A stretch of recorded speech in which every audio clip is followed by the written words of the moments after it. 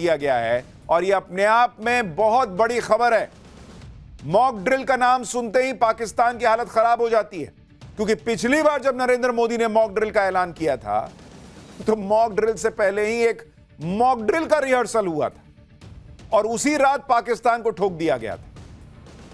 पिछली बार 7 मई को mock drill का ऐलान हुआ था, लेकिन मॉक ड्रिल के पहले एक मॉक ड्रिल का रिहर्सल होता है और ओरिजिनल मॉक ड्रिल होने के पहले ही आधी रात को नरेंद्र मोदी ने पाकिस्तान को धुआं धुआं कर दिया था। अब फिर से नरेंद्र मोदी मॉक ड्रिल करने जा रहे हैं तो पाकिस्तान की सांसें अटक गई कि कहीं नरेंद्र मोदी फिर मॉक ड्रिल से पहले फोड़ ना दें। होने को तो कुछ भी हो सकता है भाई, क्योंकि नरेंद्र मोदी बार बार कह रहे हैं कि ऑपरेशन सिंदूर अभी खत्म नहीं हुआ है और यह मॉक ड्रिल उन सारे स्टेट्स में हो रहा है जो पाकिस्तान की सीमा से लगते हैं। पाकिस्तान ने जो अब तक देखा वो तो सिर्फ ट्रेलर था, पूरी पिक्चर देखनी बाकी है, ये नरेंद्र मोदी बार बार कह रहे हैं। और ऐसे में मॉक ड्रिल होना, नरेंद्र मोदी के नए ऐलान से पाकिस्तान में कैसे खलबली मची है। वहां के प्रधानमंत्री शहबाज शरीफ और आर्मी चीफ असीम मुनीर उल्टे पांव कैसे पाकिस्तान भागे पहुंचे हैं। भारत फिर से मॉक ड्रिल कर क्यों रहा है, क्या वाकई मॉक ड्रिल से पहले आज रात फिर कुछ बड़ा एक्शन हो सकता है, इस सब के बारे में आज आपको बताऊंगा। लेकिन पहले खबर का एक ट्रेलर देखिए।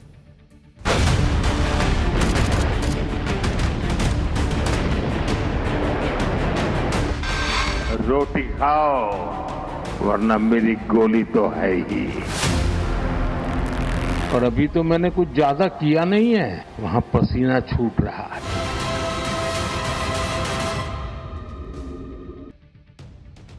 आज अचानक मॉक ड्रिल की खबर सुनकर सबके कान खड़े हो गए। सब यही सोचने लगे कि क्या नरेंद्र मोदी ऑपरेशन सिंदूर पार्ट 2 लेकर आ गए हैं क्या, क्योंकि पिछली बार जब मॉक ड्रिल हुआ था तो नरेंद्र मोदी ने उससे पहले ही ऑपरेशन सिंदूर कर डाला था। कल शाम को देश के कुछ राज्यों में वैसे ही मॉक ड्रिल होगा जैसा मॉक ड्रिल ऑपरेशन सिंदूर के वक्त हुआ। जिन राज्यों में मॉक ड्रिल होना है वो राज्य पाकिस्तान के बॉर्डर पर हैं। इनमें जम्मू कश्मीर, पंजाब, राजस्थान, गुजरात है। इसके अलावा हरियाणा, चंडीगढ़ में भी मॉक ड्रिल होगा। पिछली बार पाकिस्तान की मिसाइल हरियाणा के सिरसा में भारतीय सेना ने मार गिराई थी। अब ऐसे में सवाल उठ रहा है कि भाई जब ऑपरेशन सिंदूर अभी पॉज है, उसको अभी रोका गया है, तो मॉक ड्रिल हो क्यों रहा है। और मॉक ड्रिल हो रहा है इसका मतलब पॉज बटन हट गया क्या, फिर प्ले हो गया है क्या। इस मॉक ड्रिल में क्या क्या होगा पहले आपको यह बता देता हूं। इस मॉक ड्रिल में हवाई हमले से कैसे बचना है इसके बारे में बताया जाएगा। ड्रोन हमले के वक्त क्या करना चाहिए इसकी ड्रिल होगी। हवाई हमले से अलर्ट करने वाले सायरन बजाए जाएंगे। मॉक ड्रिल के दौरान ब्लैकआउट किया जाएगा, यानी जैसे युद्ध जैसे हालात में परिस्थितियां बन सकती हैं उनकी तैयारी पब्लिक को कराई जा रही है पाकिस्तान के बॉर्डर वाले जो राज्य हैं वहां पर। अब बताइए, पाकिस्तान की, मुनीर की, शहबाज शरीफ की नींद नहीं उड़ेगी तो क्या होगा। इसके अलावा हमले के वक्त और क्या क्या करना है इसकी पूरी प्रैक्टिस भी की जाएगी जैसे पहले हुई थी। और कल की मॉक ड्रिल पर इस वक्त एक और बड़ी खबर भी आ गई है। पंजाब में ऑपरेशन शील्ड के तहत होगी मॉक ड्रिल।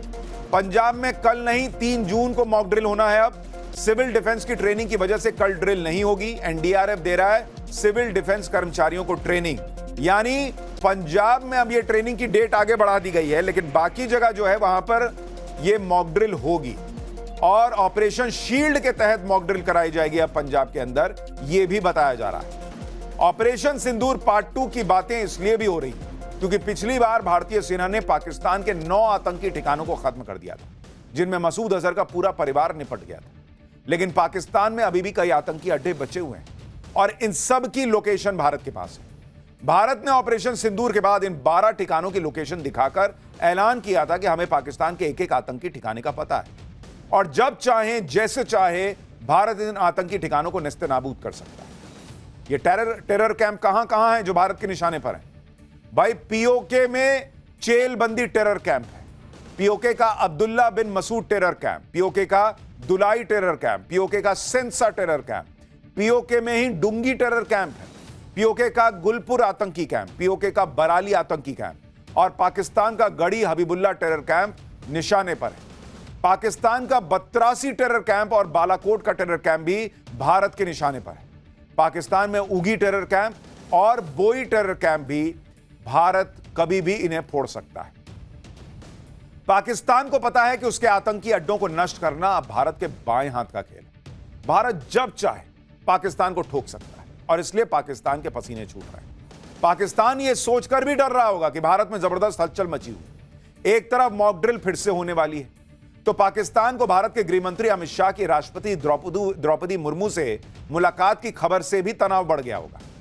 भाई ये आज की तस्वीर है, कल मॉक ड्रिल होना है, आज गृह मंत्री राष्ट्रपति से मिलने पहुंच गए। पाकिस्तान को लग रहा होगा कि पता नहीं भारत क्या बड़ा प्लान कर रहा है, जो गृह मंत्री अमित शाह अचानक राष्ट्रपति जी से मिलने पहुंच गए। पाकिस्तान को पता है कि गृह मंत्री अमित शाह खुद संसद में पीओके लेने की बात कर चुके हैं। वो तो पीओके को लेकर इतना अग्रेसिव हैं कि उन्होंने यहां तक कह दिया था कि जान दे देंगे इसके लिए। अच्छा, खाली सिर्फ इस मीटिंग की बात नहीं है, सिर्फ मॉक ड्रिल की बात नहीं है। आप एक और बड़ी खबर सुनिए।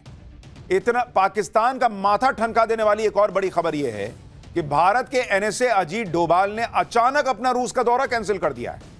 उन्हें वैश्विक सुरक्षा से जुड़ी बड़ी बैठक में हिस्सा लेने के लिए 27 से 29 जून के बीच रूस जाना था, लेकिन ऐसी खबरें आ रही हैं कि सीजनल फ्लू की वजह से एनएसए डोभाल ने दौरा रद्द कर दिया।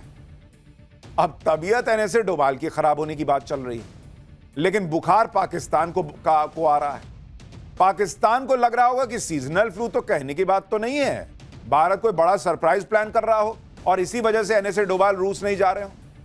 भाई पाकिस्तान की लगी पड़ी है। पाकिस्तान के लिए मुसीबत यह है कि इससे पहले भारत ने जो मॉक ड्रिल शुरू की थी वो पाकिस्तान की जबरदस्त धुलाई पर ही रुकी थी। इसलिए अब पाकिस्तान सोच रहा होगा कि न जाने मोदी का मॉक ड्रिल पार्ट 2 क्या पीओके लेकर रुकेगा, क्योंकि पाकिस्तान के दिमाग में यह भी तो चल रहा होगा कि भाई हम तो कुछ करने नहीं जा रहे, हम तो हमला भी कर नहीं रहे, तो मॉक ड्रिल करवा क्यों रहे हैं? इसका मतलब कुछ करने का सोच रहे हैं क्या, पीओके लेंगे क्या? और आप यह भी देखिए कि भारत ने ऐसे वक्त में मॉक ड्रिल का ऐलान किया है जब शहबाज शरीफ और असीम मुनीर दोनों पाकिस्तान में नहीं है। शहबाज शरीफ और मुनीर 4 देशों की यात्रा पर तुर्की अजरबैजान का रास्ता माप रहे हैं। शहबाज शरीफ अजरबैजान में तुर्की के साथ मिलकर ट्राइलेटरल सबमिट कर रहे हैं। शहबाज शरीफ और मुनीर को इसके बाद तजाकिस्तान जाना है, लेकिन हो सकता है कि भारत के मॉक ड्रिल का ऐलान सुनकर कहीं शहबाज शरीफ और असीम मुनीर अपना दौरा बीच में छोड़कर भागे भागे पाकिस्तान न पहुंच जाएं कि बाप रे बाप कहीं भारत फिर राते में न मार दे। इधर शहबाज शरीफ और असीम मुनीर तो तुर्की और अजरबैजान जाकर पाकिस्तान के लिए मदद और भीख मांग रहे हैं। और इधर पीएम मोदी कल मॉक ड्रिल के दौरान क्या करने वाले हैं वो भी आपको बताता हूं। पीएम मोदी अगले 2 दिन 4 राज्यों का दौरा करेंगे। वो सिक्किम, बंगाल, बिहार और यूपी जाने वाले हैं। पीएम मोदी कल सुबह सिक्किम, दोपहर को बंगाल के दौरे पर होंगे, शाम को पटना पहुंचने वाले। पटना एयरपोर्ट जो अब नया बना है उसका टर्मिनल, उसका उद्घाटन करेंगे और पटना में नरेंद्र मोदी का भव्य रोड शो भी है। यानी जिस वक्त देश में मॉक ड्रिल हो रही होगी उस वक्त पीएम मोदी बिहार के दौरे पर होंगे। लेकिन पाकिस्तान यह जानता है कि पीएम मोदी कहीं भी रहें, कोई भी काम करे, पाकिस्तान पर वो कभी भी एक्शन ले सकते हैं और सेना को तो पाकिस्तान को ठोकने की खुली छूट है। तो पीएम मोदी पटना में होंगे तो ऐसा थोड़ी कि वहां अटैक नहीं हो सकता है। पाकिस्तान तो अभी ऑपरेशन सिंदूर पार्ट 1 को ही झेल नहीं पाया। ऑपरेशन सिंदूर पार्ट 2 में क्या होगा यह सोच सोच कर परेशान है, क्योंकि ऑपरेशन सिंदूर पार्ट 1 में भारत ने पाकिस्तान के जिन एयरबेसेस को ठोका था, अब तक उन एयरबेसेस को रिपेयर ही पाकिस्तान नहीं कर पाया। पाकिस्तान की उस धुलाई का एक और नया सबूत आ गया। पाकिस्तान के मुरीद के एयरबेस पर भारत के हमले की और ज्यादा क्लियर सैटेलाइट इमेज सामने आ गई। आप देखिए कितनी क्लियर तस्वीर आ गई है। इस इमेज में साफ दिख रहा है कि भारत की कार्रवाई में पाकिस्तान के मुरीद के एयरबेस पर 3 मीटर चौड़ा बड़ा गड्ढा हो गया है। देखिए कितना बड़ा गड्ढा हो गया वहां। भारत ने ऐसी जगह पर स्ट्राइक की जहां से सिर्फ 30 मीटर दूर पर पाकिस्तान की एक अंडरग्राउंड फैसिलिटी थी, जहां हथियार या पाकिस्तान के मिलिट्री इंफ्रास्ट्रक्चर का कोई बेस हो सकता है। यानी भारत ने पाकिस्तान के अंडरग्राउंड फैसिलिटी के बेहद पास हमला करके यह बता दिया कि अगली बार वहीं मारूंगा जहां तुमको और दुखेगा। इस हमले से भारत ने पाकिस्तान को यह भी बता दिया कि वह पाकिस्तान के हाई वैल्यू मिलिट्री इंफ्रास्ट्रक्चर पर जब चाहे तब हमला कर सकता है। पाकिस्तान का यह एयरबेस पंजाब प्रांत में है। यह पाकिस्तान एयरफोर्स का ऑपरेशनल फ्लाइंग बेस है। इस एयरबेस पर ही पाकिस्तान के अनमैन्ड कॉम्बैट एरियल व्हीकल और अनमैन्ड एरियल व्हीकल की फ्लीट रखी जाती है। आप देखिए कि इधर भारत मॉक ड्रिल करने जा रहा है, उधर पाकिस्तान के डर को लेकर सोशल मीडिया पर मीम्स की बाढ़ आ गई। जैसे ये मीम देखिए, इसमें शोले फिल्म का सीन क्रिएट किया गया है और मुनीर का मजाक उड़ाया जा रहा है कि भारत के मॉक ड्रिल की खबर सुनकर मुनीर को बंकर में छिपना पड़ेगा। इसमें देखिए जैसे शोले फिल्म में अमिताभ बच्चन और धर्मेंद्र थे, वैसे अमित शाह और नरेंद्र मोदी को दिखाया गया है कि एक और मॉक ड्रिल रखते हैं और उधर असरानी की जगह मुनीर को दिखाया गया कि बंकर में छिपना पड़ेगा। एक और मीम देखिए, इसमें लिखा है कि फिर रात में सूरत तो नहीं दिखाओगे ना, और कुत्ते के ऊपर पाकिस्तान का लगाया ठप्पा। एक और तस्वीर में सिंघम फिल्म के सीन का स्क्रीनशॉट लगाकर यह लिखा गया है कि पाकिस्तान इस डर में है कि मॉक ड्रिल बोलकर भारत मार तो नहीं देगा। देखिए नीचे लिखा है, पाकिस्तान कह रहा है कि मॉक ड्रिल बोल के मारता है, चीटिंग करता है तू। एक और तेज तस्वीर देखिए, इसमें बॉबी देओल की फिल्म की तस्वीर दिखाकर भारत ने आखिरी बार ऐसे ही मॉक ड्रिल किया था और पाकिस्तान धोखा खा गया था। लिखा है the last time mock drills took place, और पाकिस्तान देखिए कैसे हाथ टूटा हुआ दिखाया और नीचे से बंदूक भारत ने मार दिया, वैसा दिखाया गया। तो इस तरह के मीम्स की बाढ़ आ गई है। एक और देखिए, इसमें शहबाज शरीफ की तस्वीर है और नीचे लिखा है कि अब अंडरग्राउंड होने का समय आ गया है। तो मीम्स में पब्लिक जो है वो मजे ले रही है पाकिस्तान। लेकिन पाकिस्तान के डर की वजह यह है कि भारत हर दिन पाकिस्तान को नए झटके दे रहा है। पीएम मोदी भारत के हथियारों की धार तेज करने में लगे। पाकिस्तान को पता है कि यह हथियार पीएम मोदी दिवाली पर तो चमकाने के लिए नहीं चमका रहे होंगे। इन हथियारों की रियल टाइम टेस्टिंग तो पाकिस्तान पर ही होने वाली है। ऐसा ही हथियार है Kaveri engine project.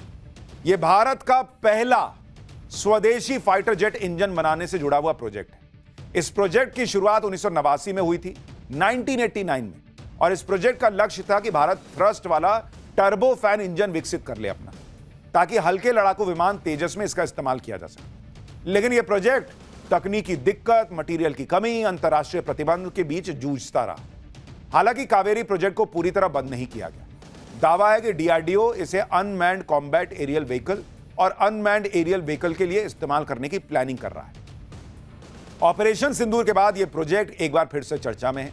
Social media में इस बात का काफी बज़ है कि अगर भारत इस प्रोजेक्ट में आगे बढ़ेगा तो डिफेंस सेक्टर में आत्मनिर्भरता के टारगेट में यह बड़ी छलांग होगी। मोदी सरकार पहले ही स्वदेशी हथियारों पर जोर दे रही है, जिससे कावेरी प्रोजेक्ट को भी रफ्तार मिली है। और लगातार आप देखिए भारत कैसे अपने आप को मजबूत किए जा रहा है। 5th जनरेशन फाइटर जेट बनाना है, चलो बनाते हैं। कावेरी प्रोजेक्ट की बात हो गई। भारत का अपना डिफेंस एयर डिफेंस सिस्टम आकाश, मतलब भारत छाया हुआ है बॉस। और भारत की ताकत को बूस्ट देने के लिए मोदी सरकार एक के बाद एक बड़े फैसले ले रही है। और एक और बड़ा फैसला लेने वाली, भारत 3000 करोड़ की एंटी टैंक गाइडेड मिसाइल की भी डील करने वाला है। खबर है कि रक्षा मंत्रालय ने 3000 करोड़ की Invar anti tank guided missile की डील को फाइनल कर दिया है।